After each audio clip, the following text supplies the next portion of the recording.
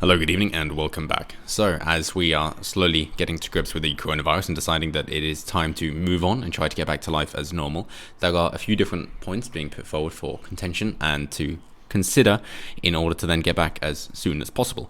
And one of these that we have here is a staggered work time idea. So, of course, it's kind of shift workers, meaning that it came out with the shift work, the idea of 9 to 5, the 8-hour day, because you got 8 hour for work, 8 hour for rest, and 8 hours for leisure. And that was the idea by Ford, I believe. Obviously, it doesn't work like that, because sure, you might have 8 hours for work, but then you've still got to commute, and then you might have things to do afterwards. And what about eating? That the 8 hours leisure doesn't work, and then 8 hours rest to shore. So it doesn't quite work, but that's the idea. It's supposed to be a third of your time, and that is acceptable. So, with that in mind, they wish to stagger it. So, as we would have everybody together during the 9 to 5 time, which is fantastic if you're working on projects collaboratively or trying to get advice from one to the other on whatever you're dealing with in order to help out each other, and then also be able to contribute information and be able to access those resources of other people that are also specialized in your field. That's fantastic for a cohesive community effort. However, of course, seeing as we want that social distancing, the idea is to make it more solitary and by staggering people around the clock as is appropriate, essentially. Also, of course, you'd have to have smaller teams so that they don't cross-contaminate with each other, essentially. You would have to be in the same team the whole time. In case one of you got it, you wouldn't want it spreading through the entire workforce, otherwise there was no point in you staggering the times either.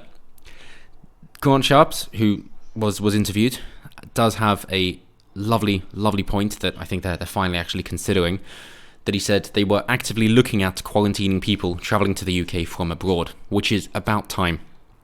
So they say at the end that so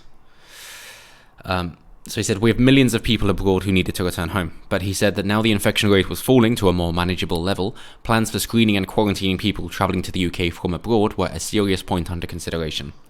And seeing as that is admitted and we know it's a serious thing, then it leads me to question why, again, when we first knew this was an issue. Obviously, Taiwan said they had human-to-human contact, but okay, fine. We didn't wish to accept that because the World Health Organization said otherwise, because they were still buying into China's propaganda. Fine. In that case, when the lockdown came into place, we should have gone, okay, well then we're going to quarantine anybody who comes in from abroad because they could be carrying it, and therefore we won't have to quarantine everybody else. If it seems that the quarantine is ineffective, then we can quarantine everybody else. But if we've just proven that the quarantine is ineffective, then we don't need to quarantine everybody else because it doesn't help. So that would have definitely been a much better way to do with it. Sure, you can go with herd immunity, but surely still the first thing would be, let's quarantine people coming in. That would be far more effective. Whereas, of course, we've still got people flying in, as we said. We've got 15,000 workers coming in to pick fruit. The reason for that is because obviously the British people, they understand the laws, so you get the organizations set up which are international. They'd be set up in somewhere like Romania, for example, and they would promise their workers who obviously don't have work at the moment and are struggling to say, okay, we're going to pay you a great wage if you go to England. We'll sort out all your accommodation and everything. You don't even have to sign a contract, just come with us. They don't speak English, which apparently is racist to require them to speak the language of the country they're in, but it is important they do for a reason I'm getting onto. Then they would go to England, the UK, for example. They would have their wages deducted for the food and accommodation and end up making substantially less than they thought they would, and in essence less than minimum wage. And they're not paid per hour, they're paid per kilo anyway, so they do have to work like 12-hour days in order to basically break even, and then to be able to take their money back to Romania or wherever it is that they're from. And because they can't speak English, then they can't unionize or find the local laws or know the laws or be able to go to a lawyer or a solicitor in order to try and sue the company that's doing that, seeing as it is an unlawful practice. They can't do that. So it is important for them to learn the language. It isn't a racist thing to say we don't like the foreigners, they should understand the language. But it is also important for those individuals. So if we're looking to help the downtrodden and the poor and the immigrants, then it is important that they learn English. Whereas, of course, the English people, they do know the laws, they're happy to unionize, and they're not going to accept it, and they don't need the accommodation or the food. That is why, out of the 36,000 British people that have applied, only 112 got in. Yeah. 36,000 British applications, 112 got the job. Instead, it was outsourced to immigrants who decided to come in order to better their lives and got screwed over in the way that they did it, essentially.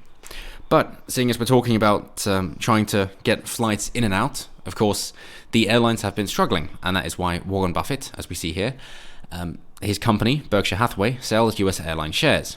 For the 4 largest US airlines, he sold about his 10% shares in all of them. Began investing in the 4 airlines in 2016 after avoiding the aviation industry for years. He mentioned that it was a mistake, although he was looking to purchase a greater percentage before the pandemic hit, but has now decided to sell. Delta Airlines have responded saying, yes, we understand, it makes sense. So, hey, at least they're giving reverence to Warren Buffett, of all people. So we'll see how they come back, but of course, if they are on the stock market, if they are afloat and people are pulling out, then it seems unlikely that they'll be able to continue without more government intervention, in which case you'll have to wait for another airline to pick up the slack.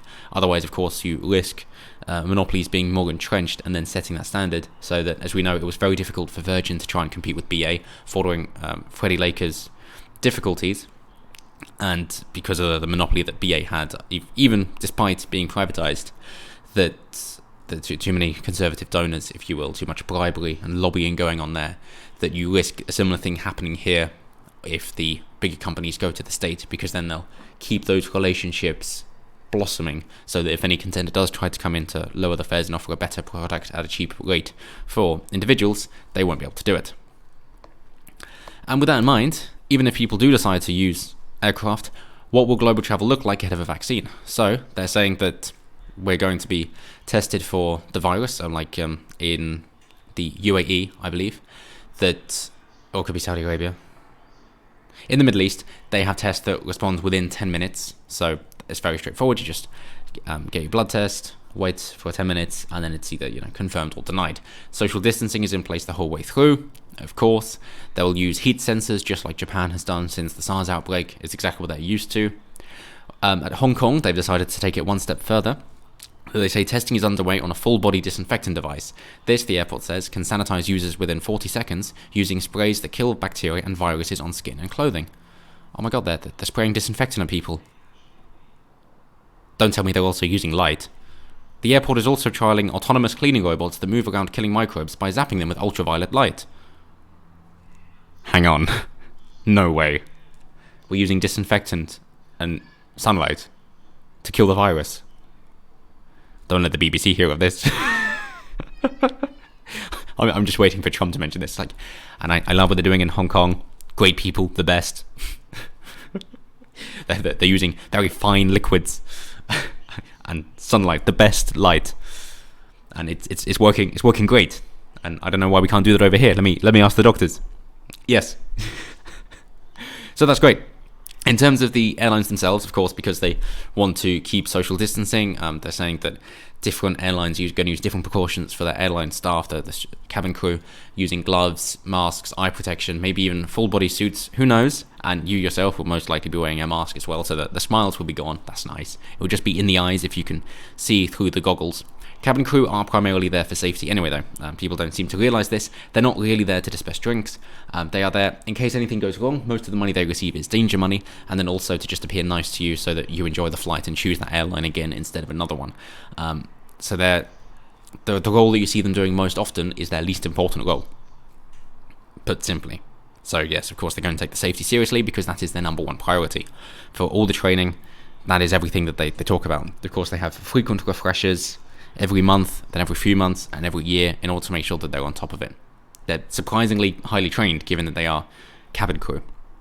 And they're actually getting cleaned as well, that they say it should be at ease in the knowledge that most major airlines will have stepped up their cleaning and sanitation procedures, leaving your tray table, seat rest, and safety belt suitably disinfected. Because at the moment, they're really not. It's disgusting, but of course they need to be quick, because they've only got about 6 or 7 minutes from passengers getting off the aircraft to coming back on. And because they're losing those seat spaces, of course it makes the aircraft lighter, so you don't have to use as much fuel, which means it will be a bit cheaper. But, of course, because we know that commercial flights are cheaper than private flights, even though they're smaller, that we're expecting that the cost to go up as well. So an airline pilot for TUI said losing a third of seats means either that airlines fly at a loss, or we go back to the good old days when a Paris to Nice return ticket used to cost £1,000 in today's money. which seems to be probably most likely. Otherwise, of course, with price controls, we all know that leads to shit before too long, and then people using it unnecessarily, and therefore where's that money then going, and you get into a whole heap of trouble. And then at the destination, they said that even though you might be at a beach, and therefore you might be apart from a load of people, you could easily practice your social distancing when you're outside. They're going to be enforcing that by using plexiglass to separate people, which is nice that it acts as a windbreak, if that's what you're looking for. But if you're going for the natural side and a seaside resort and the nice fresh air, and you want nature, then having a plexiglass between you might kind of ruin that, and it'll really destroy the idea that it is natural and it isn't overly commercialized already once they just put big bloody plastic sheets between people. So maybe that'll be an eye-opener for people. Otherwise, mainly any tourist cities are of course going to be decimated for longer than other places are, the economy shut down, because of course people aren't moving.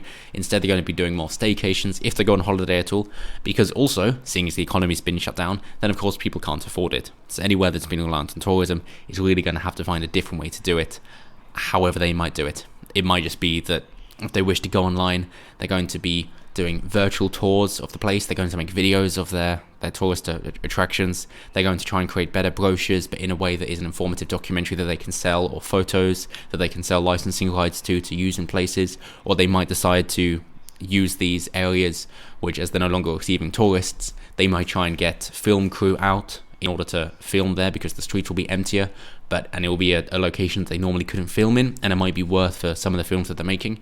So there are still some other opportunities if they're reliant on external input. They haven't mentioned in this article, it's just some that came to mind, that they could still use external influence to get the money, even if they can't use tourism.